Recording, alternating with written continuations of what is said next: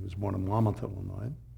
And then his parents moved to Iowa. And I'm sure you know something about wagon trains, but I don't know if you know this part, that what they would do, yes, you had to have the trail boss. He was the scout. He knew the territory, had been there before. He knew how to handle the Indians.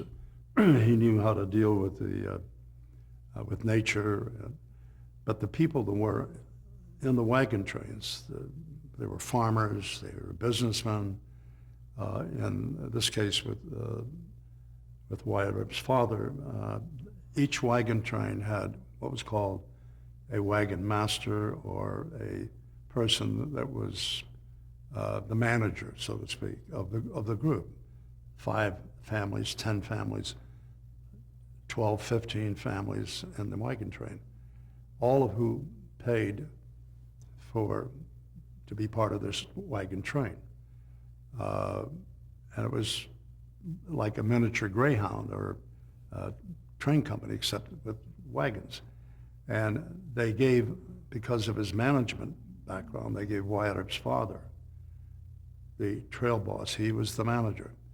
And they gave him free passage.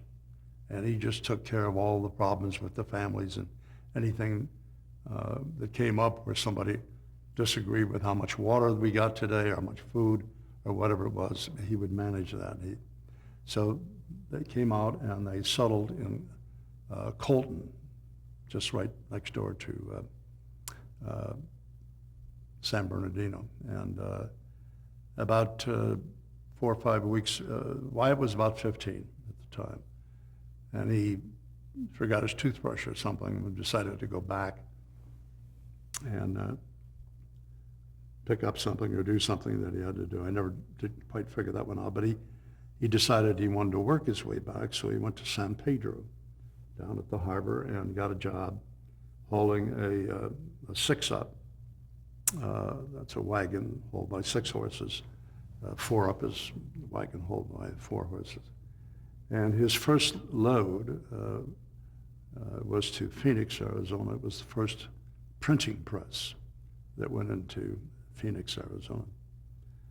Then he went on, continued east, and stopped to see an old friend of the family in Ellsworth, Kansas, and that's where the first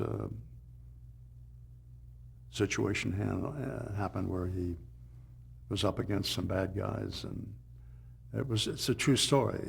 He had this friend that was a sheriff. He was quite old, and the Thompson brothers had too much to drink or whatever, and they treed the town.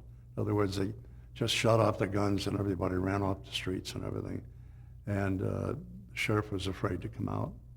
And so Wyatt borrowed his gun and strapped it on, went out to there were 3 of them plus 10 or 15 in the group.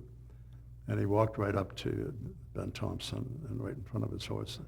And he said, "You got to get out of town." And the guy looks at this kid, who's now about 16, and said, "What makes you think that we're going to leave town because you say so?" He said, "If you don't, I'm going to take you to jail." "Oh, really? Really? How are you going to do that with all of these runners?" He said, "Well, it's very simple. You can shoot me, and there's no question you guys are more than I am, but I guarantee I'm going to shoot you. And what good's can be if you don't have a life anymore?" And Ben looked at him, he said, "You know, the kid, I believe this kid." And he said, "Let's go on, we'll go into jail." And they went into jail, and they paid each one a $3 fine, whatever it was. But that was the first incident. And basically what it was, "Oh yeah, okay, I'm gonna go, and you'll win, except the other guys will live, but you're gonna lose your life in the process." So it was that kind of thinking or whatever that people believed in, and let's not screw around with Wyatt Earp. And that's kind of the history of his life as he, went through the various stages. One of the interesting things about the character was his marriage to Josie. Do you know anything about that? Josie graduated from Stevens College in Missouri. And her roommate, as the story goes, lived in Arizona, near Tucson, and they went out west on her way home, which was up in Oakland. Her father owned a chain of grocery stores, Jewish family. And she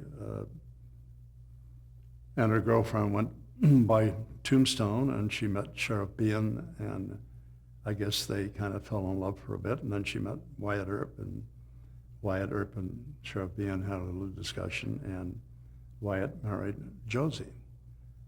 And the father in Oakland was absolutely furious because his little Jewish princess never got back for the big, graduation from school type of party that they would put on.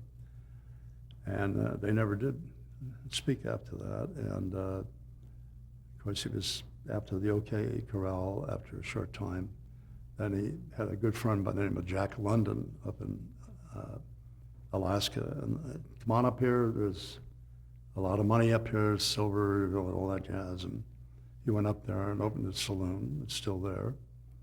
And then when he came back, he did a few things in different parts of the state, and then he wound up here on 13th Street.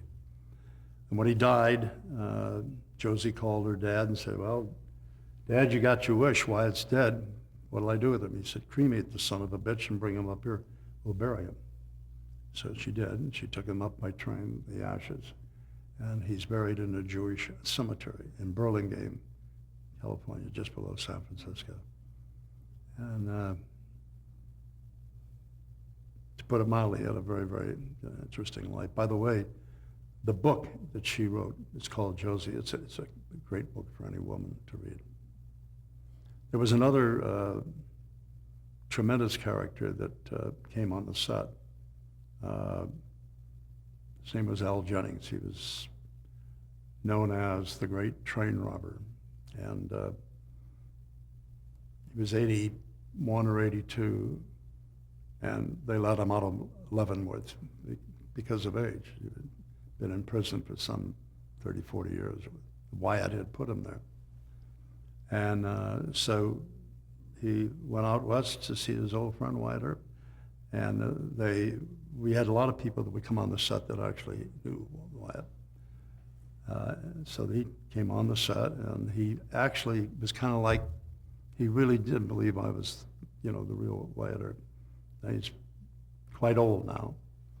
And I guess about the third, fourth day, he came and he said, "I'm getting the hell out of here. This is such bullshit." I said, "But, really?" He said, "Well, yeah, you guys have gunfights every day, and, the fights, in every one of the shows." He said, "We were lucky if we did one of those a week, much less." But anyway, he said he was leaving. I said, "Where are you heading?" He said, "Well, I don't have any friends. They're all dead. All my friends and my family are all dead. I'm going to go back. The only friends I got are at Leavenworth, so I'm going to go back to Leavenworth." So I said, "Well, how are you going to get there?" He said, "You must think I'm stupid." And he holds out this Greyhound bus ticket. He said, "I bought a round-trip ticket on Greyhound." So he took off, and I gave him $100, and he wanted to take it. I said, "Here, buy you a couple steaks on the way back to Kansas." And next day, I started thinking about it. I said, "Can you see this old man going to go up knocking on the gate? Let me in." And so I called the warden. And after about 2 or 3 different people, they finally put me through to the warden. And Wyatt Earp, what the hell is Wyatt Earp want with me? And so you got a visitor that's going to show up in the next couple of days. He's a longtime tenant. His name is Al Jennings. He said, "Jesus, is that the best news I've had this year?"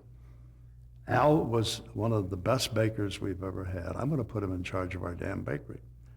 So he showed up. The warden had him move into the house with he and his family. And every night they would take him by car inside of Leavenworth. Bakers go to work at about 1 or 2 in the morning. And he was in charge of the bakery for the Leavenworth prison until he died. I think he was about 93. So he lived another good 10 years.